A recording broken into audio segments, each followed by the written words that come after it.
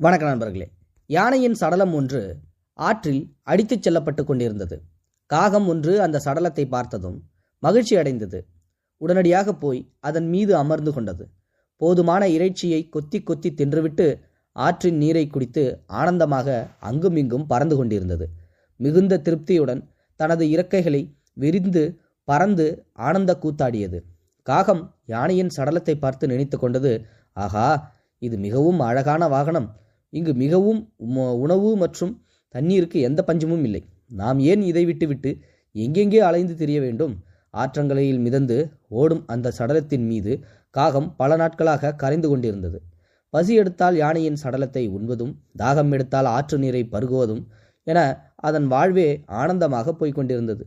பிரம்மாண்டமான நீர்நிலை, அதன் வேகமான ஓட்டம், கரையோரம் பறந்து விரிந்து கிடைக்கும் இயற்கையின் அழகிய காட்சிகள் என எல்லாவற்றையும் கண்டு ரசித்து கொண்டே இருந்தது அந்த காகம். நாட்கள் செல்ல செல்ல ஒரு நாள் நதியானது இறுதியாக கடலை வந்து சேர்ந்தது. நதி தன் இலக்கை கண்டுபிடித்து விட்டது. அது தான் ஆசீர்வதிக்கப்பட்டதாக உணர்ந்தது. கடலை சந்திப்பதே அதன் இறுதி இலக்காக இருந்தது. ஆனால் அன்று இலக்கற்று பறந்து திரிந்த அந்த காகத்திற்கு மட்டும் அந்த நாள் மிகவும் துரதிர்ஷ்டமாகி போனது. சில நாட்களாக நடந்த வேடிக்கை முடிவுக்கு வந்தது. உணவு, குடிநீர், தங்குமிடம் என எதுவும் இல்லாத இடத்திற்கு அந்த யானையின் சடலமும் அந்த நதியும் அதனை அழைத்து கொண்டு வந்துவிட்டது. எல்லா இடங்களிலும் எல்லையற்ற உப்பு நீர் அந்த காகம் அலைந்து திரிந்து சலித்து போனது. பல நாட்களாக களைப்புடனும் பசியுடனும் தாகத்துடனும் நாலா திசைகளிலும் சிறகுகளை அசைத்து தனது கொடூரமான குரலால் கா கா என்று கரைந்து கொண்டிருந்தது. கடலின் ஆழம் மற்றும் பறந்து விரிந்த மேகக்கூட்டங்கள் என அதன் முடிவற்ற திசைகளில் தேடி அலைந்தது. ஆனால் கடலின் முடிவை எங்குமே காண முடியவில்லை.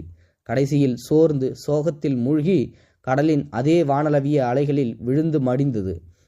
அப்பொழுது ஒரு பெரிய முதலை ஒன்று கடலுக்குள்ளிருந்து தனது தலையை தூக்கி அதனை மிகவும் லாவகமாக விழுங்கியது.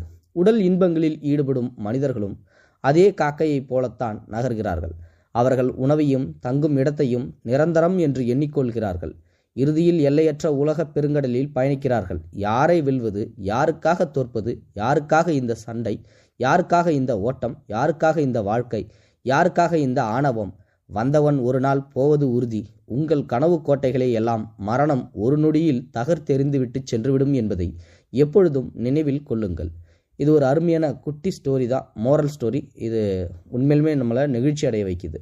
நம்ம காகம் மாதிரி தான் நம்மளுடைய வாழ்க்கையிலும் இன்றைக்கி நடந்துக்கிட்டு இருக்குது. ஆனால் ஒரு சில பேருக்கு இது புரிய மாட்டாங்குது. என்னதான் நம்ம ஆடி பாடி கூத்தாடி சந்தோஷமாக இருந்தாலும் மரணம் அப்படின்ற நிகழும்போது கடைசியில் அந்த இடத்துக்கு நம்ம போகும்போது நம்மக்கிட்ட ஒன்றுமே இல்லை அப்படின்றது தான் இங்கே முக்கியமாக சொல்லப்படுற ஒரு முக்கியமான விஷயம். அதனால் இருக்கும்போதே பிறருக்கு உதவி செய்கிறது, நல்ல விஷயங்களை தேடுறது, இந்த மாதிரியான செயல்களை செய்கிறது நல்லது. நன்றி, வணக்கம். இது போன்ற செய்திகளை உடனுக்குடன் நீங்கள் தெரிந்து கொள்ள மறக்காமல் எங்களுடைய சேனலை சப்ஸ்கிரைப் செய்யவும், கூடவே பக்கத்தில் வரும் பெல் ஐக்கானையும் கிளிக் செய்யவும்.